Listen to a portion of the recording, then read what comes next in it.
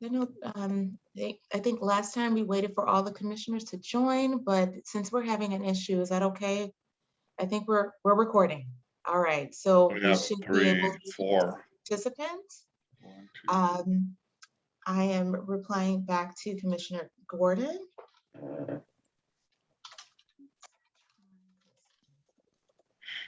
What happened?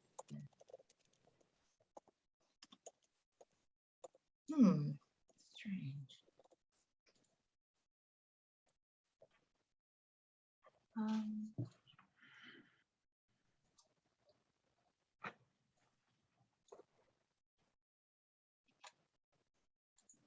Okay. Let's see if it works. It looks like Commissioner Gordon is on the list here as an attendee instead of a panelist. Okay, I can make her a panelist. Oh, thank you for that.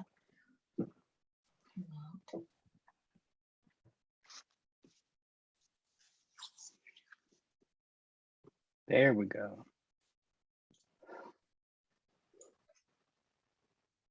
There we go. Good evening, everybody. Hey, Vicky. Hi. Good evening. Hi. Sorry good about the evening. technical difficulties. Do we have, Looks like Omar is also in the attendee pool. If you could elevate him to a panelist, please, that would be great. excellent. And I am now starting translation. Yes. Thank you.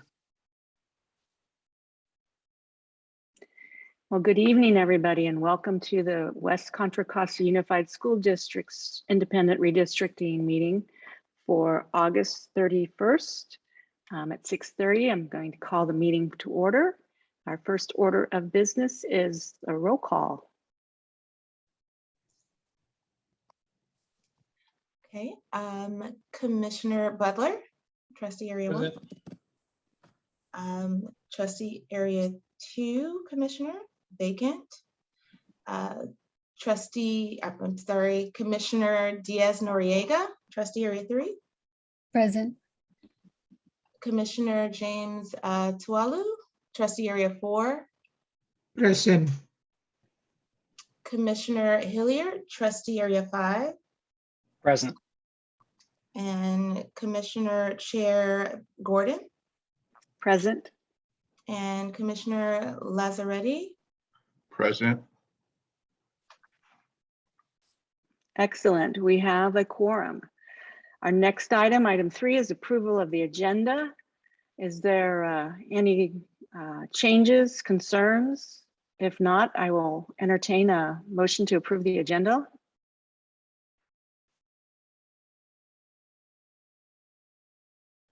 I move that we approve the agenda. I have a motion from Commissioner Lazzaretti. Is there a second? I second the motion. I have a second from Commissioner Diaz-Noriega. Roll call vote. Rochelle, do you want to? I'll tell you what, I'll do the roll call vote. Commissioner Lazzaretti, Yes. Commissioner Hilliard, Yes. Commissioner Butler. I believe that was a yes. I think you're on mute. Great, thumbs up. Commissioner Talu. And Commissioner Diaz-Noriega. Yes. Commissioner Gordon, yes. Awesome, passes unanimously. Moving on to our next item, our item for public comment for items not on the agenda. Michelle, are there any public speakers at this time that want to speak to things under our jurisdiction, but not on our agenda this evening? Yes, I am going to allow Tom Pennis. You're allowed to speak. Good evening, Chair Gordon, members of the commission. I'd just like to thank you for your really thoughtful discussion on the council for the commission last week. I was impressed with the questions you asked and the conversation you had, and I think you made a great choice, and I'm excited to have Mr. Pitts on the team, and maybe he'll even have some ideas about a demographer. I'm looking forward to your thoughts tonight. Thank you. Thank you, Mr. Panas. Any other speakers this evening? Yes, next, Gabriel Alfaro, please unmute. Hello, hi, my name is Gabriel Alfaro and I'm a senior associate with Arta Demographics. We just wanted to come and introduce ourselves. We've been looking over your district and we saw how diverse and interesting it really is. And we have a lot of work with similar districts, so we're really excited to submit a proposal. Our firm is based out of the Bay Area as well as Southern California. So we have a lot of different experiences with a lot of different districts, and we're really hopeful to be able to work with y'all moving forward. So just want to introduce ourselves and, say thank you for the work you're doing. Thank you. Thank you for introducing yourself. Are there any other speakers this evening? Yes, next, Scott Rafferty, please unmute. Well, it's a real pleasure to see things coming along, and I want to echo all of Mr. Panas's positive thoughts. But I also want to sort of focus on the timeline and the urgency of keeping things moving. You are supposed to have a draft map to the board by October, and I don't want the board to try to use the timeline as an excuse to take over the process. I also think that I know your council is working on this, but the ex parte provisions and the prohibitions on indirect communications from the board needs to be taken extremely seriously. This was a huge problem during the lawsuit in terms of some really inappropriate communications being made to pressure the plaintiff and other witnesses. The expectation behind the language was that the board would step up and say, we will not speak to anyone about redistricting, so we can give you our word that nothing that comes to you is an indirect communication from us. So far, they have not done that.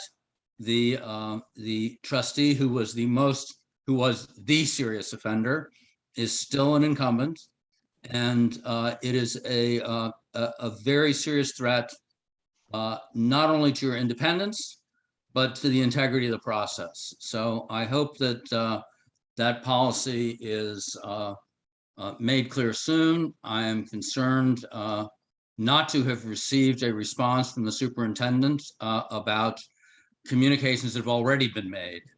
And I want to make sure that your agenda is set by you and that no comments are made by the board, and that includes their attorneys and staff members that are not immediately made public. That's essential to the process. So having said that, I hope you move forward. Everyone's excited about having this succeed and determined to help you to make that possible. Thank you. Thank you, Mr. Rafferty. At this time, is it appropriate for Mr. Pitts to respond, or should we take this up under agenda item? Casey, are you there?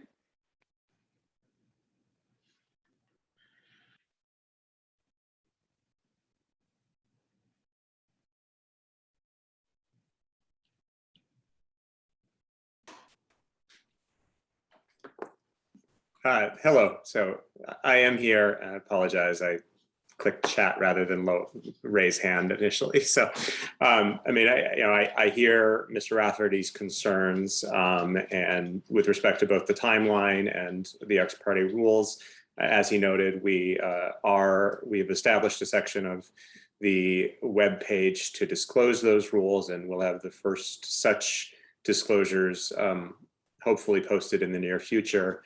And we'll continue to work with each of the commissioners to ensure, at least on our end, that they are complying with the policy, which the commissioners, I understand, did adopt at an earlier meeting, that all such direct or indirect communications with the trustees would be disclosed in that form. And I would thank the commissioners already who have provided those descriptions, and I'm working as quickly as I can to make sure that they end up on the commission's website.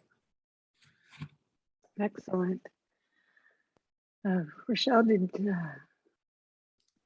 understand that we have a legal counsel. Will they be taking notes tonight, or would you like to?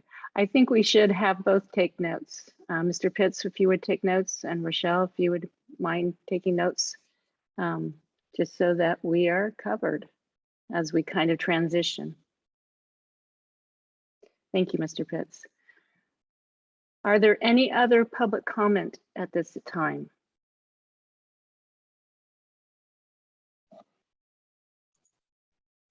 No public comment. Moving on to our next agenda item is item 5, discussion and possible action items.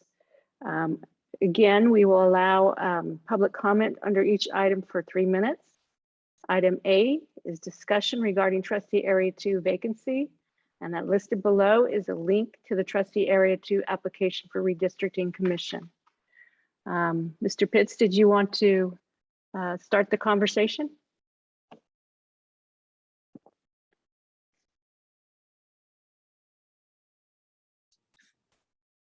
I'm happy to do so. So mainly we wanted to just note that the application to serve as the trustee for Area 2 has been posted on the Redistricting Commission's website. And so we would encourage individuals who are eligible and interested to download the application, take a look at it, and complete it. We have asked for those, I think that the request has been for those to be submitted relatively quickly. So anyone who is interested should be sure to take a look at it immediately and hopefully submit their application. You know, we want Judge Henderson to have as broad a selection of candidates as possible in choosing the person to fill the open seat on open seat 2. Thank you. Is there any public comment on this item?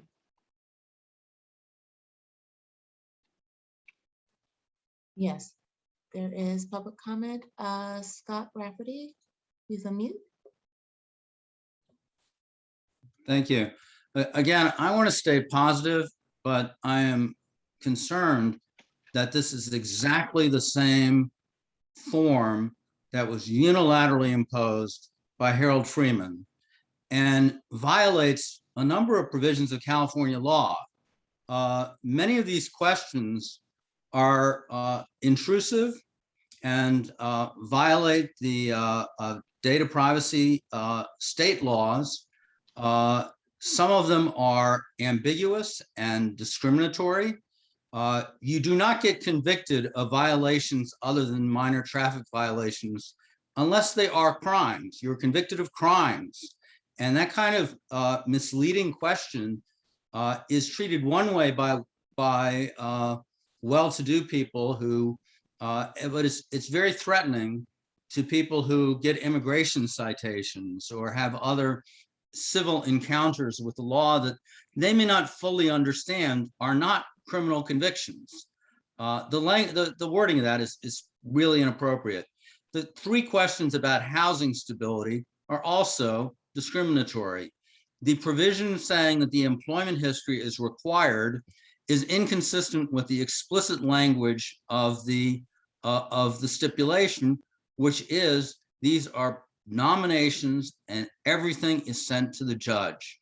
It is not the place of the commission or the superintendent to require a specific format or require any information other than that needed to establish that the person is eligible under the statute. So I really think you need to take control here and eliminate the vestiges of Mr. Freeman's control of this process. And specifically, this needs to be a public nomination process. That's what Escondido did. That was the model. We used the same language. these things need to be posted on the internet, which of course is a reason why you're not going to be asking people their residences for the last 5 years or other private information that has minimal relevance to their qualifications to serve and no relevance to their eligibility. So I hope I know that's a load and a burden to fix, but I do think as Mr. Fitz has said, we want to have the broadest selection possible to the judge, and we also want to know if there are an insufficient number of nominees. And you don't have to apply yourself, you can nominate someone else, and then they are approached by the superintendent. We want to have this be as inclusive as possible. So thank you for considering those thoughts. Thank you, Mr. Rafferty. Is there any other public comment on this item? Yes, Genevieve Callaway, unmute yourself, please. Thank you, everybody, and good evening. And thank you for your work being on this committee. My concern was in trying to kind of put out the word for needing a new member for this district is how can people find out whether they belong in that district? Because I know I've talked to people, they don't know whether they live in that district. And in the beginning, there used to be a link where you could put in your address and they would tell you what district you're in. So am I missing it somewhere? Or if not, it needs to be there so people can quickly determine if they live. I mean, the map is okay, but then, who's gonna go look at a map? People just wanna say, I'm interested and let me see if I belong, if they live in that general area, of course. So can someone let us know if there's such a link? Sure. Genevieve, I will research that and get back to you and see if I can't get an answer of that feature on the website. Is there any further public comment at this time? Not at this time. I'll bring it back to the commissioners. Are there any other comments from commissioners or from Mr. Pitts this evening? So do we have any applicants so far for this position? I don't believe we've received any applications. Have we, Derek? I have not received any applications. So I had a couple of thoughts on the process of trying to reach out. Can we, I know we're independent. Can I just jump in here for 1 second, because I want to, I accidentally went to Derek for this one, and on this one, I'm getting them confused with the legal counsel and the demographer. We have picked the vice chair to head that. But for this one, I believe that the process that's described in the stipulated agreement has the district in charge of the application and in charge of accepting the application. Is that correct, Mr. Pitts? Am I remembering correctly? That is my understanding, is that that at least as originally provided for in the stipulated judgment, that it was the district rather than the commission that was charged with that task. So while I hear Mr. Rafferty's concerns, and they are concerns, I don't believe that the application is under our jurisdiction. I think what the process is, and correct me if I'm wrong, is that the application is online, it gets filled out, submitted to the district turns over the applications to Judge Henderson, and Judge Henderson makes a selection. And I think that's right. I think that certainly to the extent that the commissioners or Mr. Rafferty or others are concerned with the district's compliance with its obligations under the settlement agreement with respect to filling the vacancy, there could be a role for bringing those concerns to the attention of the district and or Judge Henderson as needed.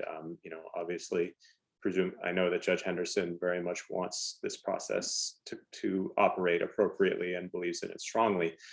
So I think that, as you say, the district may have I'd have to go back to the agreement to confirm that at this point, that is still the best reading of the agreement. We are in a slightly different situation, but I think regardless, I think raising these concerns is certainly valid, and it may be appropriate to raise them with Judge Henderson if at the end of the day there remain concerns. And whether there may also be a place for others to submit nominations of individuals they think are appropriate, separate and apart from the form that's been provided by the district. Thank you. I didn't mean to cut you off, Craig, but I did make a mistake earlier. So if you would continue now with your statement, that would be. Oh, sure. Thank you. Well, so Casey, to what degree can we, this is obviously on our agenda for tonight, the vacancy, but it's in the district's hands in terms of the process. So before I offer some suggestions, I'm just curious, to what degree are we in a position to ask or direct the district to make changes to its process for soliciting applications, or trying to get people to step forward for this role? Is this something that we're powerless to do? So for instance, if we want the district to do more outreach, if we say the schools that are located in District 2, Trustee Area 2, if we would like the principal or the superintendent to send email correspondence to families in those residential areas covered by those schools, that there's an opening to serve on this position and the district is soliciting applications, that might address this issue, people not knowing where they live or what trustee area they live. But can we do that? Are we in a position to make that ask, or even ask that it be be done? At this time, I think that is something that perhaps Mr. Pitts can look into for the commission. I think we need to work as a whole commission though, and we need a majority of us to assign that task to Mr. Pitts. So at this time, if there is consensus to have Mr. Pitts follow through with the concerns that Commissioner Lazzaretti has brought up, then would you please raise your thumb in support of? We have a majority. So the commission has given its direction to Mr. Pitts. Do you have any clarifying questions? Do you understand what we're asking? I think I understand the question, and I understand, and I will follow up as appropriate, having looked into the issue and considering the concerns that have been raised. Thank you so much. Did we took public comment on this item? Yes, we did. Okay, so we're moving on to our next agenda. Can I really quickly, Vicki? I was just looking over the application for Trustee Area 2, and I just wanted to ask Rochelle whether she is aware or knows if any applications have been submitted for Trustee Area 2. Yeah. I am not aware. Okay, thanks. And Casey, I can talk to you all. I can help you with reaching out to schools in Trustee Area 2, because I see that the district's website allows you to search schools and has the contact info for the respective principals and things like that. And I know some people in the PTA, so there's a network, so I can help you with that. That's wonderful. That is one of the things that we are tasked with doing is outreach. So that would be wonderful, Derek. Thank you for volunteering and working with Mr. Pitts. Are there any other comments from board members, from commissioners at this time? Yeah, I was gonna suggest, I dropped in the link in the chat for folks who wanna learn how to find their home address, if that could also be included more clearly in the website, even in the application. And also knowing like WCCUSD has Peach Jar, the platform where flyers or information gets shared out. If a flyer can also be placed in that platform, Peach Jar is a resource that parents, community members, and teachers access, and that's how they get flyers from the district. So they really the way to use it. Well done, Commissioner Diaz-Noriega. Thank you. Any other comments this evening from commissioners? Moving on to our next agenda item. Item B under item 5 is discussion regarding the demographer recruitment and potential adoption of a modification of an RFP with increased proposed budget. Mr. Pitts, would you like to lead off on this? Certainly. So the proposal, the modified request that has been included with the agenda is the same as the original request that was previously approved by the commission in all respects, except that it increases the budget from a proposed budget of $25,000 to an estimated budget of $50,000 with an express acknowledgement that the commission will consider approving additional expenses if they prove to be necessary to complete the task.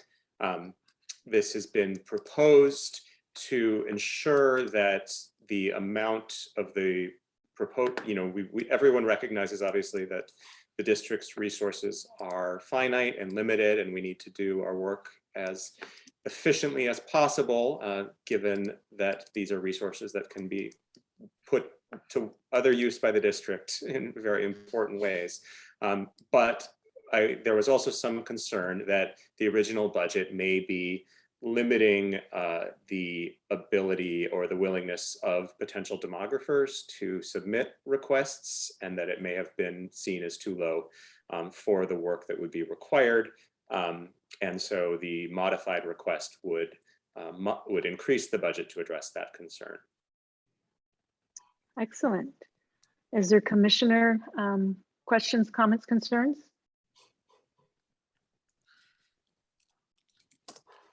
Seeing none, is there Mr. Commissioner Lazzaretti? Thank you.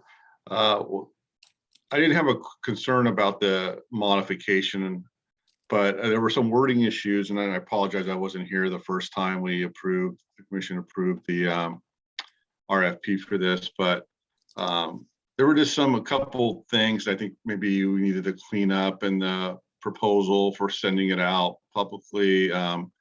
For instance, there's under notice of cancellation, it refers to Vicky and Bobby Jordan, who is no longer with the district. So we'd want to remove Bobby's name from there. And I was just wondering, it was a little confusing when the timeline, when we say proposals must be received no later than 5 p.m. September 3rd. And then we say any proposal received after September 9th will not be considered. So it seems like we're giving them a deadline, but then saying they can miss the deadline by 6 days. And I was just curious if we want to modify that somehow to say, maybe proposals received by 5 p.m. September 3rd will receive priority. I don't know. It seems like we're trying to provide some wiggle room for firms that can't meet the September 3rd deadline, which is right around the corner, but it seems kind of confusing to me. So I just wanted to throw those things out there. Excellent point. And I apologize because I do believe that we extended the deadline, so the September 3rd probably should be removed at this time. If there's consensus to make it the date, the 9th, then we can delete the September 3rd and get rid of the confusion, if that is the pleasure of the commission. Thumbs up. 1, 2, 3, 4, 5, 6. Excellent. So we will be modifying the deadline date to September 9th at 5 p.m. and we will be dropping the September 3rd date.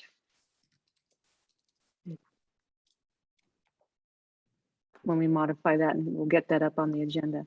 Are there any other questions or concerns from commissioners? Mr. Pitts, do you have any additional? No, is it also the position of the commission that we should remove Mr. Jordan's name from Yes. the notice and either leave Commissioner Gordon as the sole person or add an additional district notification, you know, once I'm able to determine from the district who that should be? For now, let's leave it with one, and then if we can find a district personnel, then we'll add that. Is that agreeable? Are we in Yes, I agree. consensus? Good. We've got consensus. There was one other little issue I wanted to bring up, which was very minor, but it just seemed confusing to me. It was under section 6 proposal requirements, under 3 cost summary, and then there's a paragraph under the cost summary paragraph, and it says the consultant will work with the commission to review criteria for changes, suggest redistricting criteria, and providing base maps. This alternative includes meeting with the committee, etc. I wasn't clear what the word alternative refers to. Is it alternative to what? Or was that the word that that was intended there? Or I just got tripped up by that word. The template that we used, we borrowed from a city, I believe. And so was it the wording in the template, I believe? Is that correct, Eric? Am I remembering correctly? Let me turn my mic on. Yes, that was some of the wording in one of the templates we reviewed. And I believe that the alternative, that language, the term alternative refers to any proposed changes that the demographer suggests would need to be approved by the entire committee. I see. Which is actually the commission, because we would be deferring to the demographer's knowledge.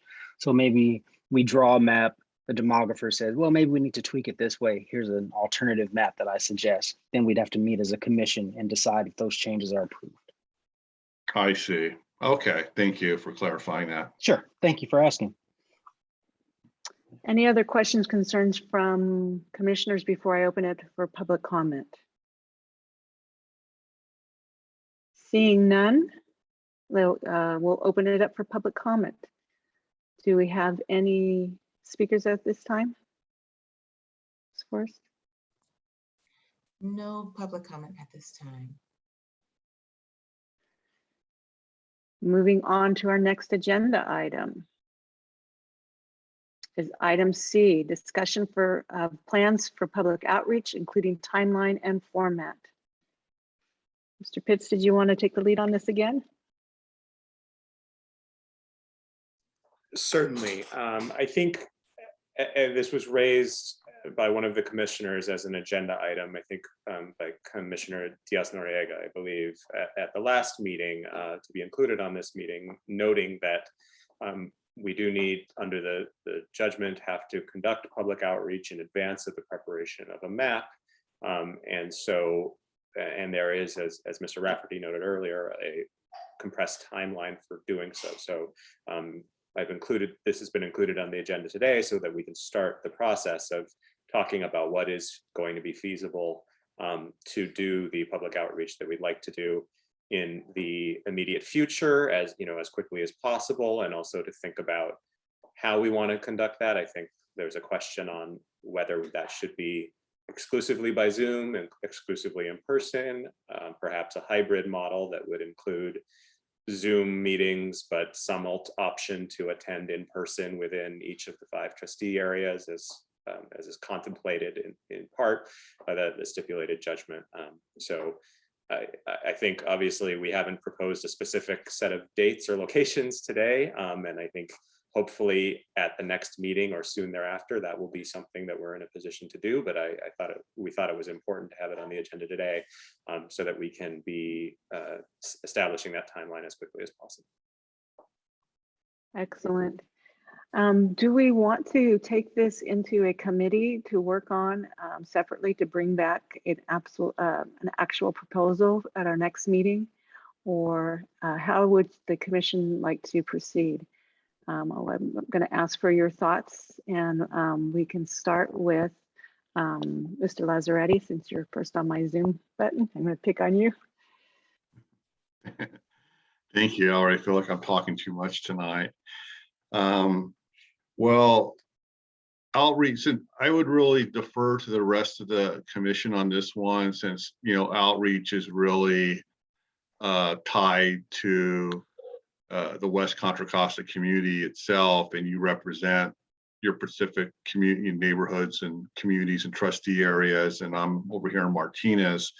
So I think you're in a much better position to discuss what would be the best process for us to determine outreach efforts. I'll just say my opinion is whatever we do, I think we're going to want to try to do it beyond Zoom unless there's some really significant, you know, health concerns around COVID.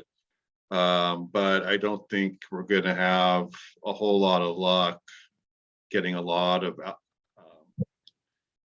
outreach accomplished by just doing Zoom sessions and asking people to join our Zoom meetings. I don't know, but I think we'll have more success trying to do some stuff in person. Thank you. Commissioner Diaz-Noriega. Thank you. Yes, I do like the idea of having like a committee take lead in identifying some proposals for folks, but I do think it would be great for generally to have like an information or a session that breaks down what we're doing, the purpose and the need for community input, and then scheduling out some of those sessions that maybe break apart into the trustee areas. But I also agree that we should have some hybrid models to engage like students, parents, community members, adults that have different schedules, and that these are either in person or virtual, but that there are also different ways if they can't meet those spaces that we offer other forums or other ways that people can provide feedback or add information, and that throughout the process that everything stays interactive, so that it's not just a lot of information being shared at community and a lot of reading, but that they have a space to actually guide and lead the work with us. Thank you. Commissioner Talou.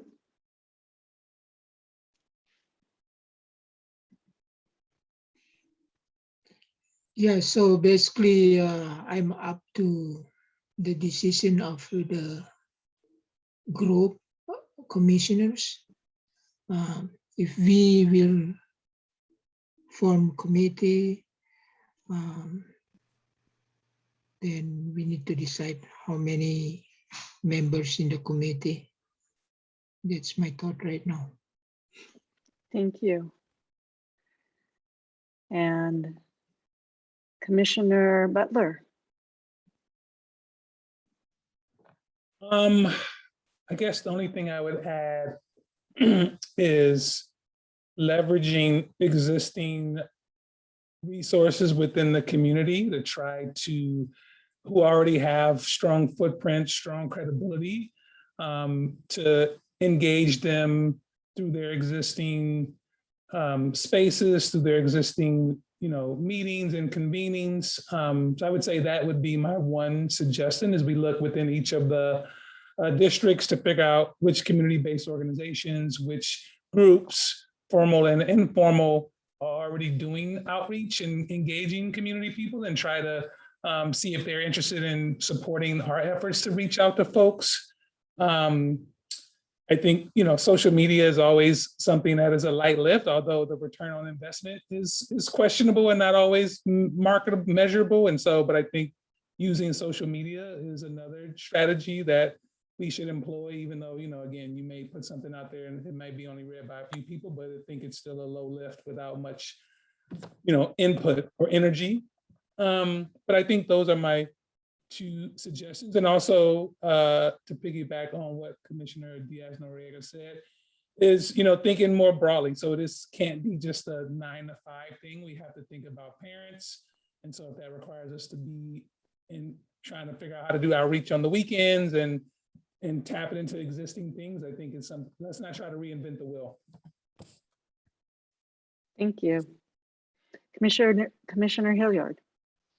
Yes, I totally agree with what the other commissioners have said about one, forming a committee to explore the best venues and timing for our community outreach and hosting meetings within each of these trustee areas.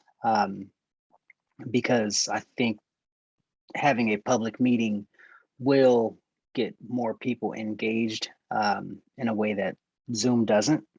There is always a technological gap with, you know, with society. So having an in-person meeting would allow these people to have input, see us, ask questions of the commission.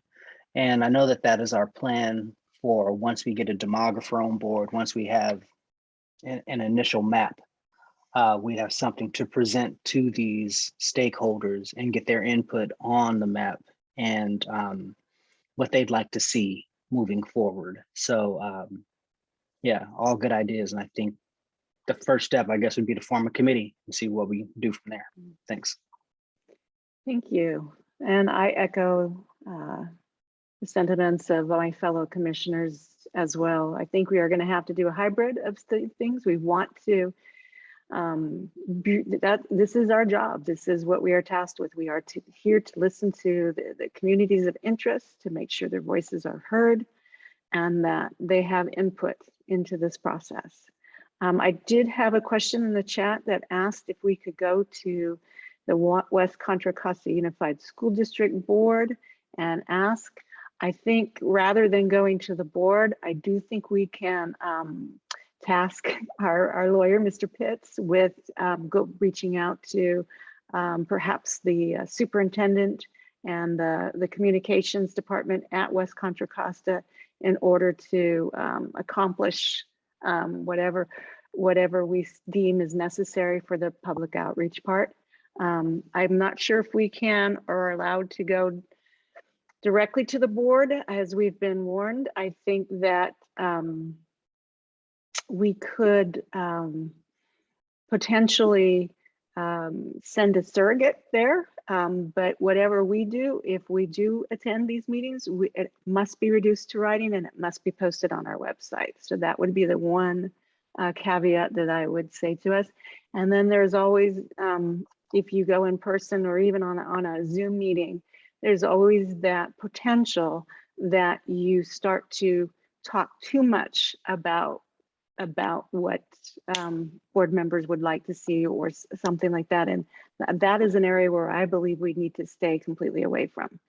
That is something that was very clear in the stipulated agreement, that we need to make sure that we remain independent and open-minded. So my feeling would be to send a surrogate so that they could get the information out, but they would not necessarily speak on behalf of the commissioner. As for a committee, do I have volunteers? I think we've had a couple people volunteer already and some really good ideas. I, like Craig, believe that while I would be happy to volunteer, the community that I'm in is a ways away and I'm not as in touch. I can still try and help do outreach by going into certain areas. But at this time, I think we've seen some strong feelings for community outreach, and I'm going to ask for volunteers. I'd be happy to take some of that work for sure. Thank you, Diana. Thank you, Commissioner Diaz-Noriega. Any other? Can I just ask a question? How many volunteers can we have on this committee? What's the maximum? Because we can't, obviously. Right. Since we are a 7-member board, we cannot have the majority, which is 4. So we could, 2 would be a good number, possibly 3. I will defer to Mr. Pitt's advice on that, though. I think that's consistent with my understanding. So we can have 2 to 3 volunteers.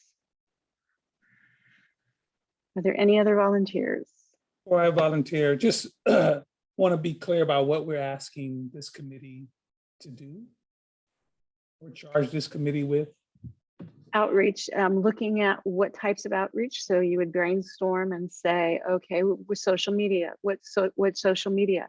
There's a group of PTA, and you would recognize the PTA groups in your area and list those for us. You would, explore the other area communities of interest, whether it's groups that are that recognized as with interests, whether it's religious or cultural or so on, those kinds of groups, business. Those are the things that you could brainstorm and get. If you could get a hold of, then we could start to look at those groups and then outreach those groups. And then also ways to do it. The hybrid model, I think, what does that look like? Does that mean, the person whose area that we're in shows up and the rest of us are on Zoom, or what does it look like? So just any ideas along those kind of avenues that would help guide us into what our outreach is going to look like. And then, if we could even start to look at possible a timeline. That's probably a bridge too far, and that's going to be a complicated one. We need a little bit more information. We need a demographer. So, but at least we can start working on a timeline so that we meet our obligation. That's helpful. Thank you. I'll volunteer. Thank you, Omar. Is there anyone else that would like to volunteer at this time? I can help with the public outreach committee. Perfect.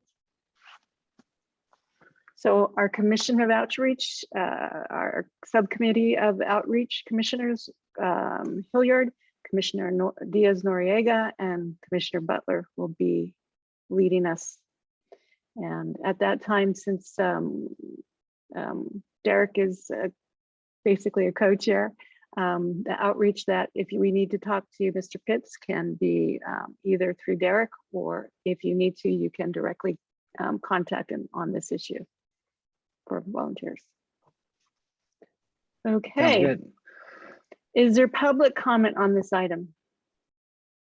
Yes, Mr. Scott Rafferty, please unmute. Well, I have a lot of experience seeing things that work and things that don't work, and I'll try to keep this brief and open. I respond to the committee as they see fit. But I have a few thoughts. First of all, any meeting you have should be Zoom accessible, because there are still people who are not comfortable with showing up in person, and you're trying to reach as many people as possible. So whatever you do, try to make it Zoom accessible.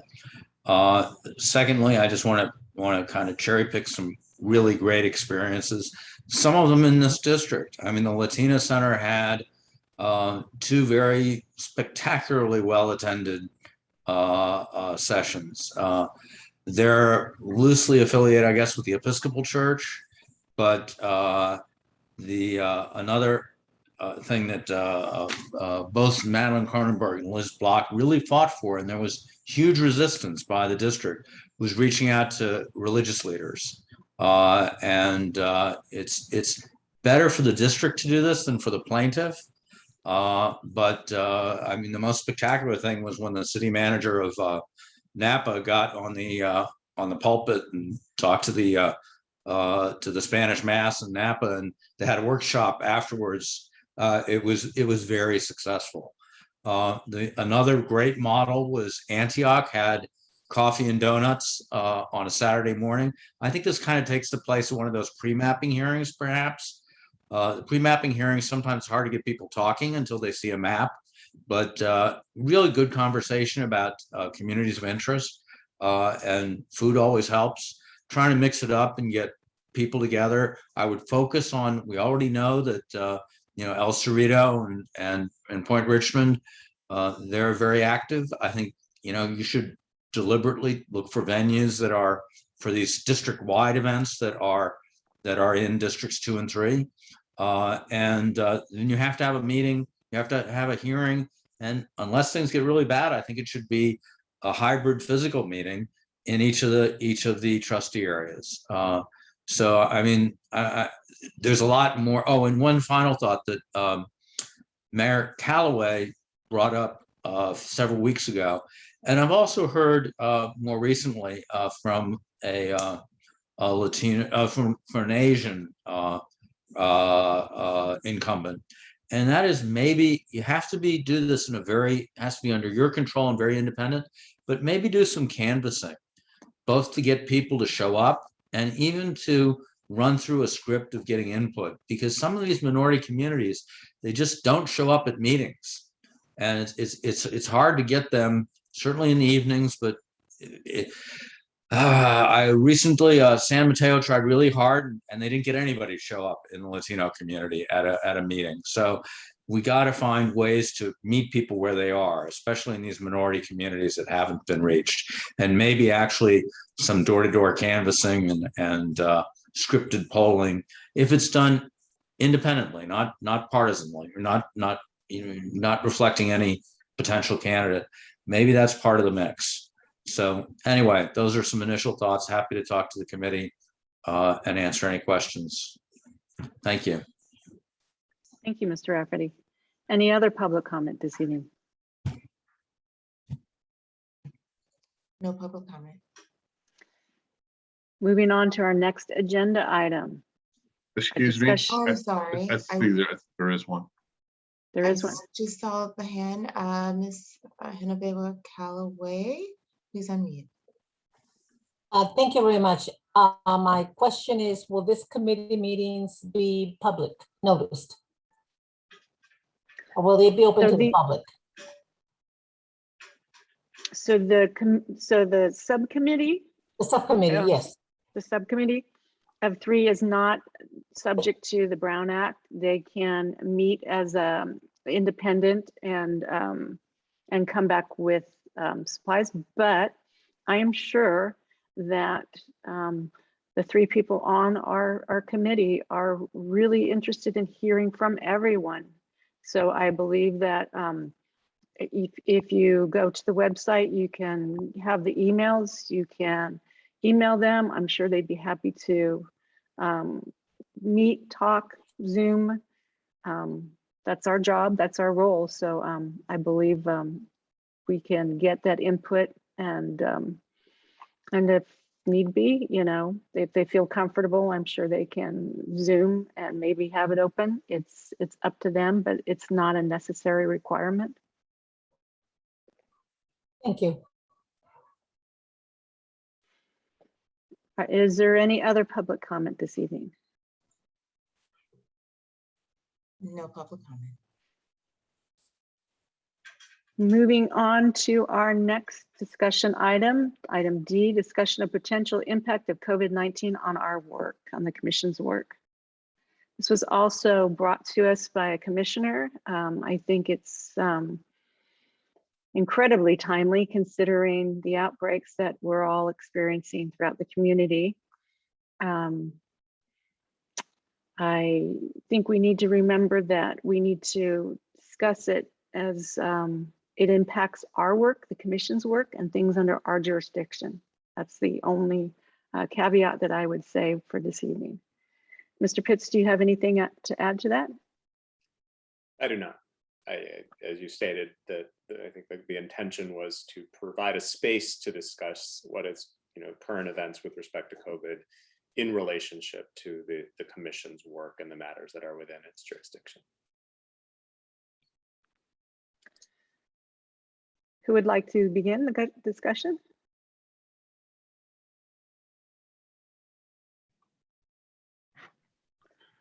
Well, go ahead. I'm sorry. Commissioner Lazzaretti. Thank you. Well, I guess as it pertains to our work and what we're doing, I guess one thing for us to discuss is, obviously, given the situation currently, do we feel we should continue our meetings for the foreseeable future on Zoom, or should we try to do it in person? It seems like most elected bodies or school boards and city councils are gradually going back to in-person meetings. But I don't have a strong feeling about that. I'm just wondering, and I think the question too would be, if we did start to meet in person or did decide to schedule an in-person meeting, what would be the logistical challenges in doing that over Zoom as well? Because I think trying to navigate an in-person meeting with a Zoom meeting simultaneously, that could provide some complications. And as it's been pointed out, a lot of people in the community still don't feel safe meeting in person. So I don't have a strong feeling one way or another on that point, but it might be, I'm curious what other people think, how we should handle our meetings at this point, or at what point we feel like we should have a commission meeting in person. Thank you, Commissioner Lazzaretti. Is there anybody who would like to voice their thoughts at this time? Sure, I'll speak up. As has been mentioned, COVID-19 is still out there. The Delta variant is still out there, and many of the public and people on this commission are still being very precautious and protecting themselves, their families from potential exposure.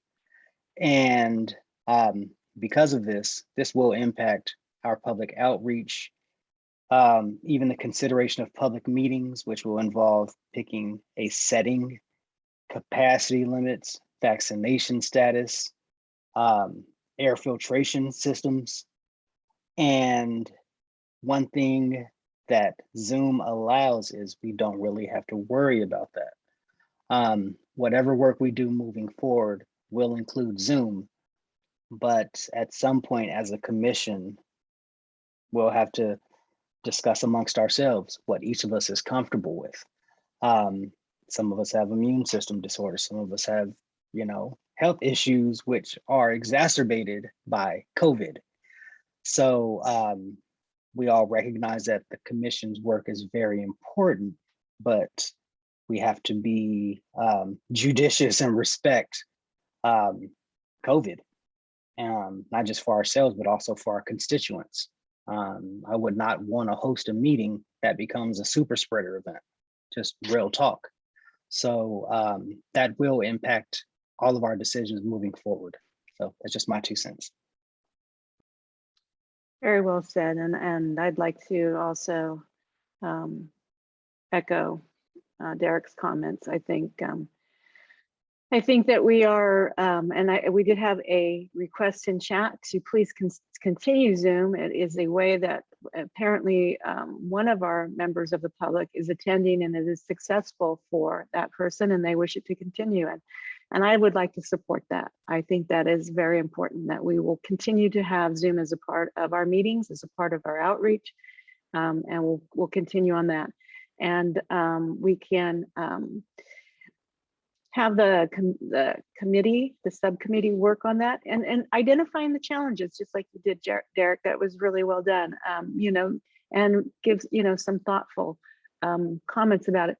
I do know that there are certain outbreaks that are not being discussed at this time. I'm not going to discuss it because they're not discussing it, but so I do think, I think caution, to err to the side of caution, especially for health, is something I support 150%.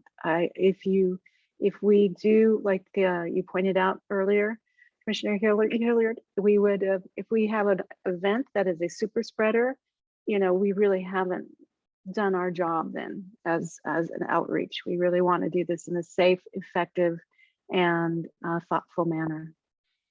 So, is there anyone else that'd like to comment at this time? I agree. I think that I would prefer that we ensure everyone's safety, and that if and when we're ready to transition, that we take the time to plan for that transition, that we actually have all the resources we need to make all the sessions accessible, disability justice wise, and even COVID safety and hybrid model for folks who can attend, and that as we keep them online, that we just work harder to get community members present and engaged, and that they're here with us as well. Agree. Anyone else like to share their thoughts on this topic at this time? Opening it up for public comment. Ms. Forrest, is there any public comment? Yes, Tom Panis. Good evening, commissioners. I'd like to thank you for your thoughtful comments here this evening. I really have a lot of reservations about public meetings. Every group that I'm a member of, and there's a lot of them that have said, should we have a public meeting? I've always said no. And I don't think I'd be attending these meetings if they were live, because given the state of the world, and we'll talk about the state of our families and our own concerns, I just think we need to be so careful with this, and we need to be modeling the behavior we need to see in the community. So thank you for your thoughts on this. Thank you. Thank you, Mr. Panis. Any other public comment this evening on this agenda item? Yes, Scott Rafferty, please unmute. Well, I just want to echo that, but also I am aware that the law firm that represents the district has been ruthless in using in-person meetings and restricting any kind of remote input as a way of really suppressing public meetings in both in San Juan Unified, and sadly, the Sacramento County Board of Education has adopted the same. If you're not willing to come and expose yourself to a health risk, you will not be heard. So I think it's important to disclose if there has been any pushback from the board of West Contra Costa as to what seems to be a very strong consensus both on the commission and from the public, that Zoom is really a essential form of receiving public input.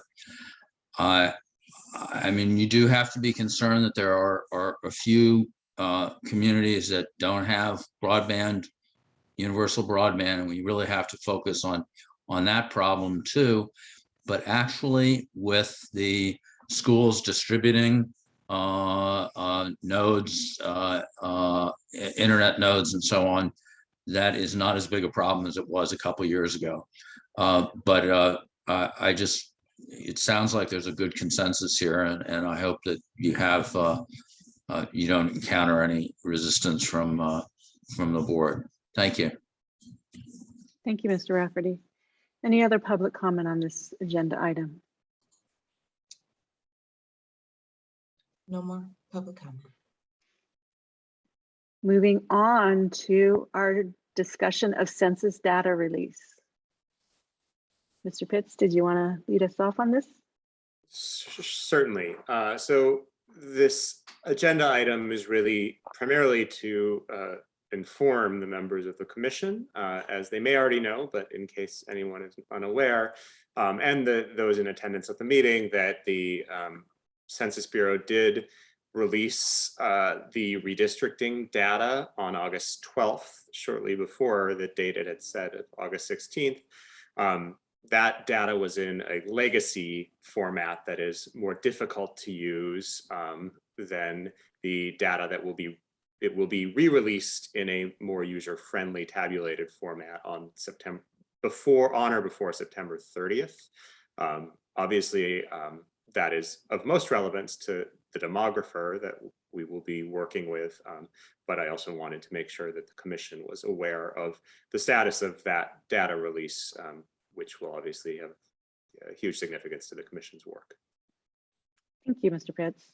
Questions or comments or concerns from commissioners?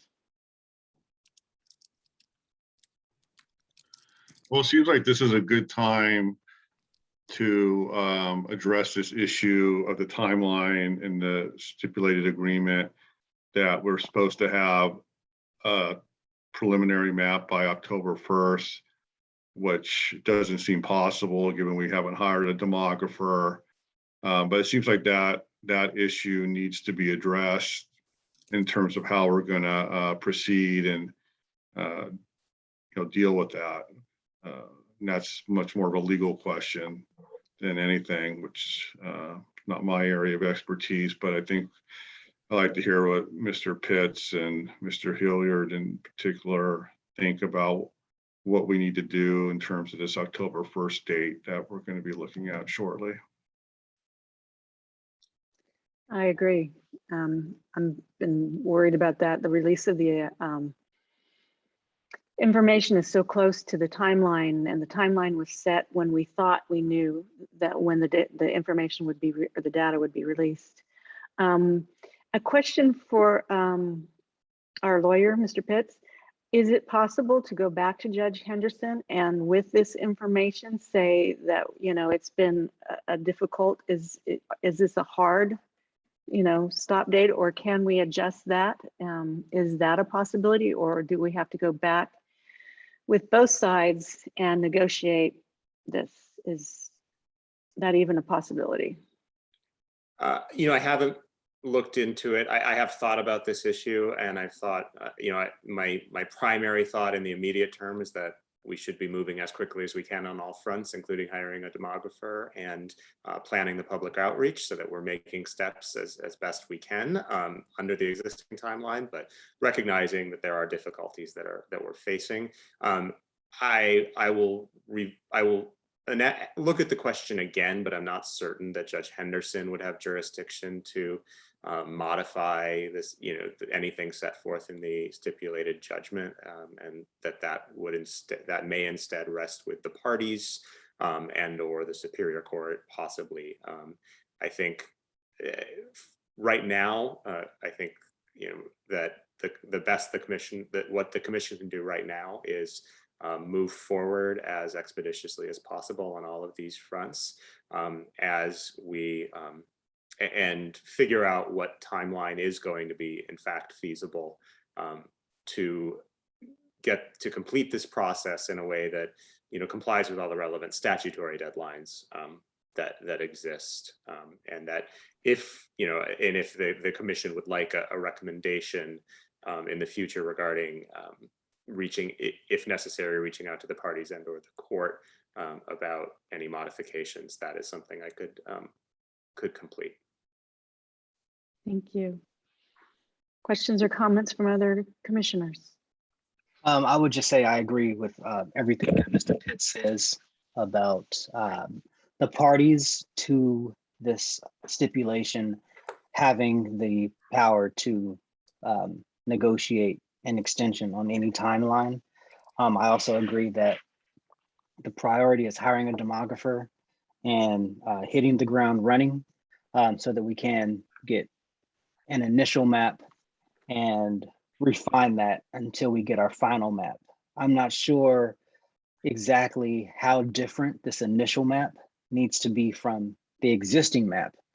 But as someone who sometimes had to, do last minute work in school before you do your final project, I think we could do something as simple as have the demographer identify population changes within each of these trustee areas based on this legacy data so that we can see how has trustee area 1 changed in terms of population. Same with trustee area 2, 3, 4 through 5. So that we can kind of get like that 30,000 foot view about where the potential changes to this map will occur. And I think that would move us along to getting to this final map, which I'd like us to keep in mind. We want this map ready for the 2022 elections. And I trust this commission's ability to get that done once we get a demographer. So that's my 2 cents. And if I may, I just want to make sure I may have created some confusion in what I said earlier. So that the data that's been released is actually the same data that will be released at the end of September. So the underlying data is the same. The difference is a difference of format. So it may actually be, it's really a question for the demographer, and that the tools that the demographer is using, whether the existing data is sufficient and can be used to do the complete modeling that is needed now, and that it may be that there won't be a delay, but that's really a question for the demographer and the tools that they're using and their ability to input that data into their tools. Thank you. Any other questions or comments from commissioners this evening? Mr. Lazzaretti? So just to clarify, are we thinking that it actually may be feasible if, say, we hire a demographer by mid-September, that they could provide us a preliminary map that we could approve by October 1st to meet that deadline? If that's, theoretically or looks feasible, I'm just curious. I mean, we probably need a demographer to answer that question, which we don't have. So maybe this is something we need to address.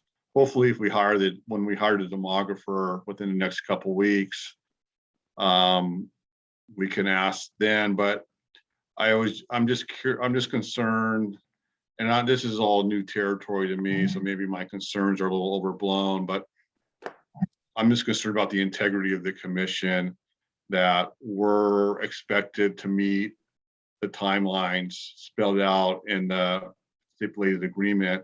And if it's not looking feasible that we can meet this October 1st deadline, that needs to be communicated as soon as possible to the appropriate parties to rectify, in terms of preserving our integrity and making it clear that we're doing our job and performing our role under the agreement. So I guess my question, the boil all down is to, if we think there's a chance we can still meet this October 1st deadline, maybe we address this again after we hire the demographer and can get the demographer's input. Otherwise, should we start trying to communicate our concerns about meeting this October 1st deadline to the affected parties immediately to try to get this rectified? Mr. Pitts, did you want to? I think that I think completing the entire process as provided for in the stipulated judgment by October 1st is going to be difficult. I think we will have a greater sense of the time frame for completing the process once we have a demographer on board and we can talk through the demographer with their process, and also when the subcommittee regarding public outreach has had time to formulate a proposal regarding how the public outreach will take place. So I think it would be difficult, for the reasons you stated, in terms of preserving the commission's integrity and ensuring that the commission's work is done to the best possible format. I think moving quickly, but then being ready to formulate a proposal that, and a timeline that we think will allow us to comply with all the statutory deadlines, while also doing full public outreach and giving the demographer the full opportunity to provide all the information that the commission will need in doing that, that is the way that I would recommend proceeding at this time. Thank you. Any other questions or comments from commissioners? Public comment on this item? Yes, Scott Rafferty. Yeah, let me just make 2 points. First of all, since your demographer is not yet selected, a quick description of the data you're going to be using. There are really 3 different sources. One is the census, and the census is done. The data is not going to change. There's going to be a new mapping application. It's going to be a little more user-friendly if you do your stuff at the census website, but the numbers are not changing. But there are two changes in the other sets of numbers that are worth discussing. One is, and both of them are going to happen around September 20th. The education code says that you use the data verified by the state demographer. Well, the census data became available on the 12th. He verified it on the 13th. There is going to be an adjustment for cities and counties and also for the legislature that involves repatriating prisoners who used to live perhaps in your district, but now live in places like Avenel and Corcoran and have been supporting, have been counted to increase the political power of Kings County as opposed to our area. And in this district, that's actually probably a significant number of people, a meaningful number of people, not going to change a lot, but they're not evenly distributed. So it is important. I would recommend that you use that data, and that'll be coming out around September 20th from the statewide database, who's working very closely with the statewide demographer. And they're doing a third thing, which is worth mentioning, a little more technical, but they're updating the CVAP, the eligible voters, citizen adults by race, that is generated at block group by the census, but then it's kind of apportioned out to smaller units by the statewide database, which is the California legislature's contractor at Berkeley. They're going to be doing a big update to make that use the 2020 census geography, the blocks. And that's also going to be around September 20th. So it's some consolation that you'll have all your blocks in a row, all your data in a row, so to speak. And that data will also be certified. So you have the option of using that. I would recommend using it. So that's a silver lining. As to, Ms. Ruiz-Lozito, we're going to be willing counterparties to trying to get a reasonable solution out of the court. I think we are going to have to go to Superior Court, and we need to move that October 1st. We need to make sure the board does not try to pull the plug on this process. We may have to move the March date that is in the statute. I don't know that that's going to be terribly difficult. Other superior courts have done that in CVRA cases. It's a harder deadline is July 1st, which is the registrar's deadline, but even that has been moved. So I think there is time to do the process right, but we will have to work together, and I'm inclined to think we will have to go to Superior Court. So thank you. Thank you, Mr. Rafferty. Is there any other public comment this evening on this item? No more public comment on this item.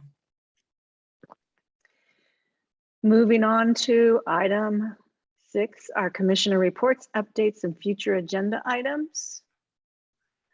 Again, I'll go backwards and I'll start first with Commissioner Hilliard. I have nothing to add. Commissioner Butler, Nothing to add.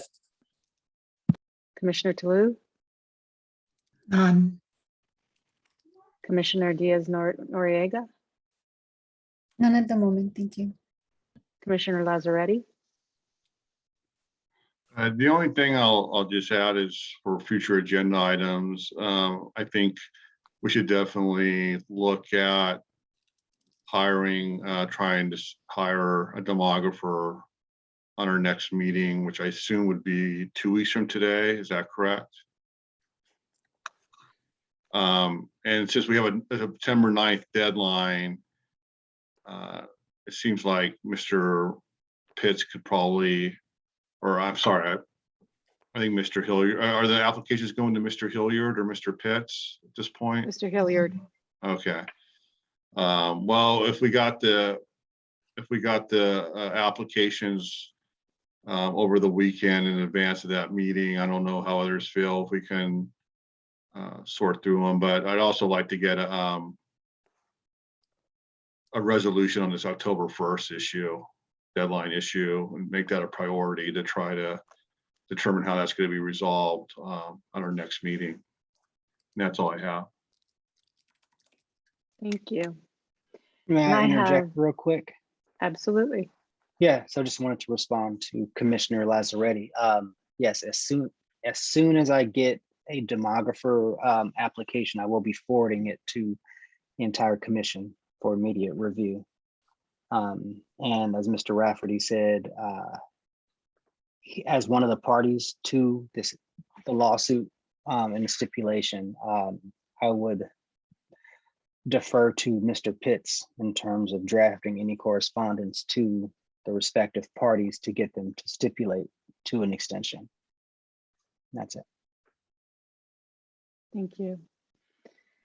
And I have no reports for this evening. So that moves us on to our next topic, item 7, which is future meetings. As we talked earlier, I think our next meeting, we're hopefully going to be looking at hiring a demographer. So that will be on it. And our next meeting will be the second.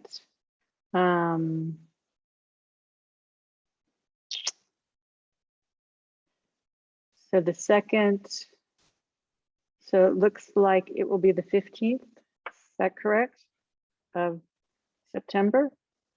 The 14th, I believe. The 14th.